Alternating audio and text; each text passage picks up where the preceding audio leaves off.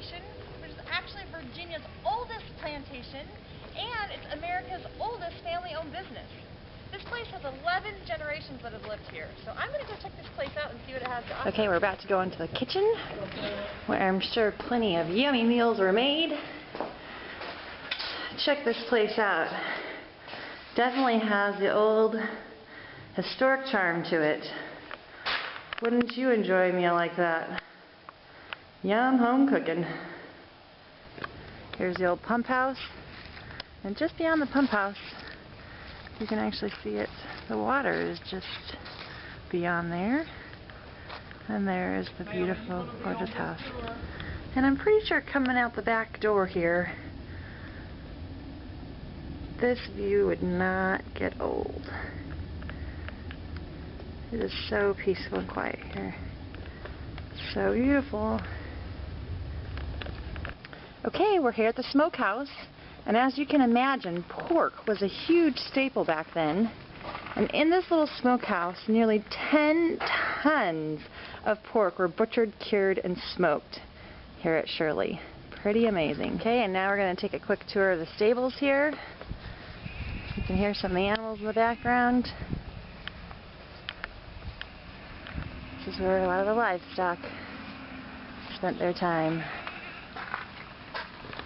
And no tour is complete without a little tour of the farm animals that make it all happen. I'm sure these lovely animals provided plenty of eggs and milk and other things that sustain this farm during the year. And now we have some little pygmy goats that would like to be interviewed. So guys, what's plantation life been like here on Shirley Plantation? Is that so? So great, they're walking away. Alright, well there you have it folks, signing off from Shirley. Bye! Okay, and now I am coming to you from the Sherwood Forest Plantation, which is actually the home of 10th President John Tyler. Beautiful home, beautiful grounds. Unfortunately, we don't have the time to tour the whole thing, but just wanted to give you a shot of this beautiful place. I am coming to you from Jamestown. Wow, this place is wrought with history, and it's very humbling to be standing where I'm standing right now.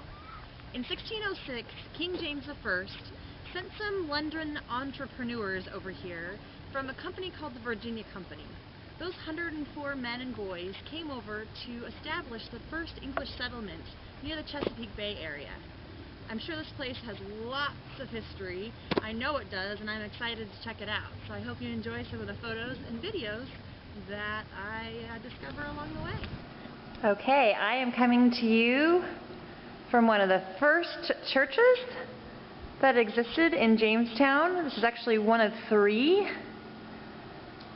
There is plenty of history that took place in this small church.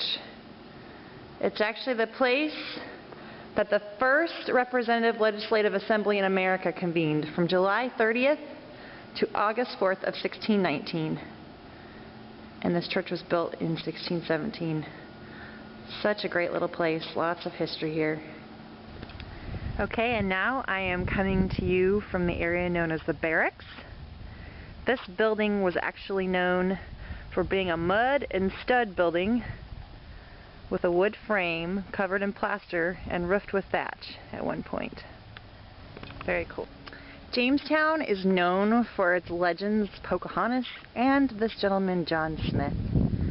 We begin to appreciate the true legacy of Virginia's first capital when we understand its role in English colonization, the growth of a representative government, and questions concerning African Americans and American Indian policies. These major themes of American history had their beginnings in Jamestown with the help of this man, Captain John Smith. This area represents the burial ground of James Fort. May they all rest in peace.